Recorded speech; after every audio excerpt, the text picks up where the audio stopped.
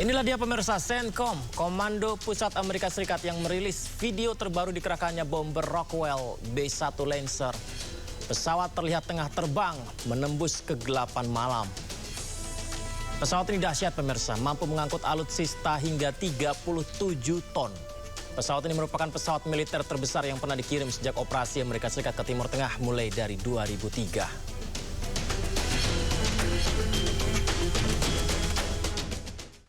Amerika Serikat mengumumkan telah mengirimkan ribuan prajuritnya dari Jepang menuju Timur Tengah seiring intensifnya serangan ke Iran. Pengiriman pasukan ini seakan memperkuat rencana Amerika untuk memulai serangan darat.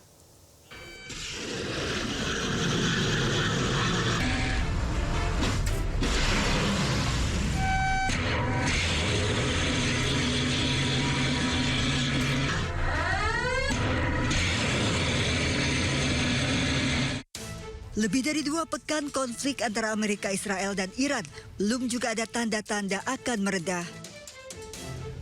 Alih-alih negosiasi, Amerika mengirim 2.500 marinir mendekati Selat Hormuz seiring meningkatnya tensi di kawasan ini. Kapal serbu amfibi USS Tripoli LHA-7 bersama 2.500 prajurit marinir sudah berangkat dari Camp Hansen di Okinawa, Jepang menuju Iran. Saat ini kapal diperkirakan berada di timur perairan Taiwan dan diperkirakan juga kapal tiba di perairan Arab sepekan ke depan.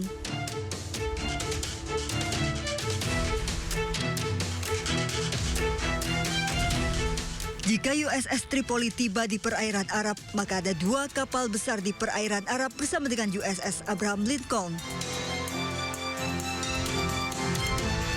Beberapa jam setelah informasi pengiriman pasukan besar-besaran ke Timur Tengah, Amerika merilis rekaman yang diduga menunjukkan serangan Amerika ke Pulau Khark, Iran, yang menangani 90% ekspor minyak mentah negara tersebut. Amerika menyebut akan menghancurkan setiap target militer di pulau penting Iran dalam sebuah unggahan di Truth Social. Amerika mengklaim infrastruktur minyak tidak terkena serangan, tetapi memperingatkan bahwa infrastruktur tersebut bisa jadi sasaran jika Iran terus memblokade Selat Hormuz.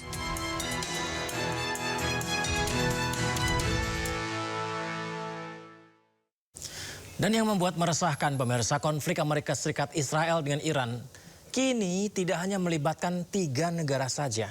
Ada 2 negara yang tengah bertikai lainnya, Rusia dan Ukraina, justru belakangan ikut serta terlibat dalam perang di Timur Tengah ini.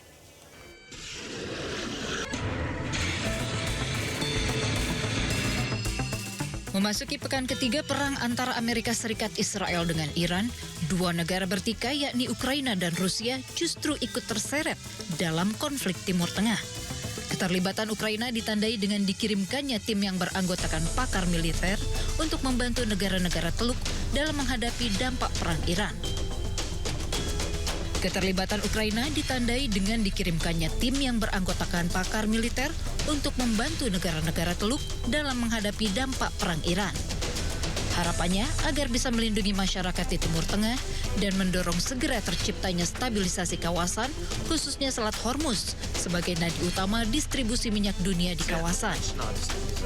Presiden Ukraina Volodymyr Zelensky mengklaim negaranya memiliki pengalaman terhebat di dunia dalam mencegah serangan drone. Pengalaman tersebut didapat dari perang menghadapi Rusia selama bertahun-tahun. Zelensky juga menuding Rusia ingin memanfaatkan situasi perang di Iran, termasuk rencana Presiden Amerika Serikat Donald Trump mengangkat sanksi ekspor minyak Rusia di tengah menggilanya harga minyak dunia akibat perang. Keterlibatan Rusia dalam perang di Iran ditandai dengan pengiriman 13 ton bantuan kemanusiaan, termasuk obat-obatan ke Iran.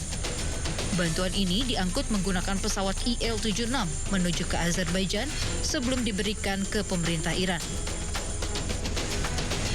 Azerbaijan sendiri telah memberikan bantuan seberat 32 ton yang berisi bantuan makanan dan obat-obatan.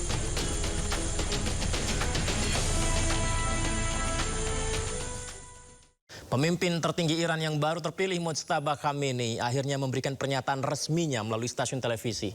Dalam pernyataannya, Mojtaba menegaskan akan membalas kematian warganya. Mojtaba juga meminta negara tetangga untuk berhenti membantu Amerika Serikat dan Israel.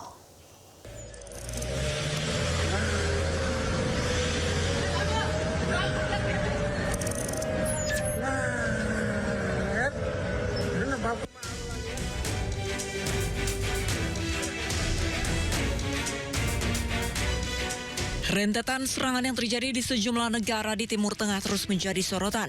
Iran beralasan mereka menyerang pangkalan militer yang ada di negara-negara tetangga. Iran juga meminta negara tetangga untuk berhenti membantu Amerika Serikat dan Israel. Pernyataan ini disampaikan oleh pemimpin tertinggi Iran yang baru terpilih, Mojtaba Khamenei, melalui salah satu stasiun televisi di Iran.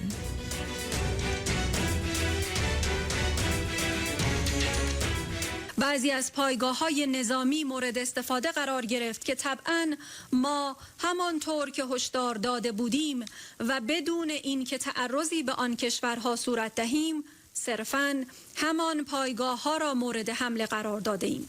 از این پس باز هم به ناچار این کار را ادامه خواهیم داد، گرچه همچنان معتقد به لزوم دوستی بین خود و آن همسایگانمان می باشیم.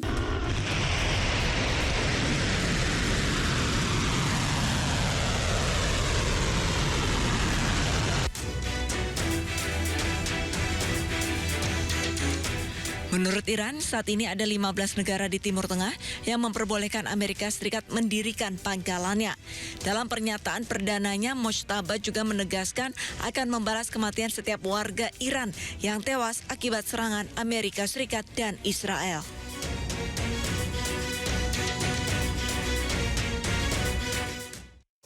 Mojtaba Khamenei, pemimpin tertinggi Iran yang baru dikabarkan telah diterbangkan ke Rusia setelah mengalami luka-luka akibat serangan Amerika dan Israel akhir Februari lalu.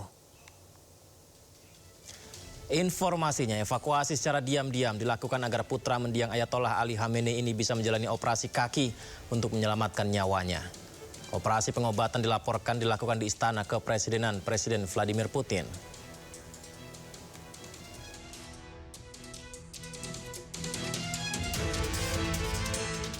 Eskalasi ketegangan di Timur Tengah kian memanas menyusul operasi militer gabungan Amerika Serikat Israel terhadap Iran yang memicu gelombang kemarahan di berbagai negara. Aksi protes pun pemirsa meletus di sejumlah kota, termasuk di depan kediaman Perdana Menteri Israel Benjamin Netanyahu di Yerusalem, pemirsa.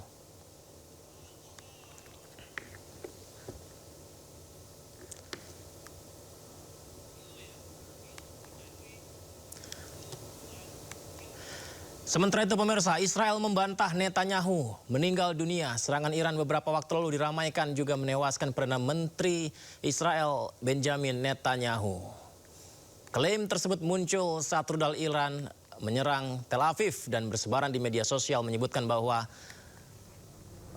Netanyahu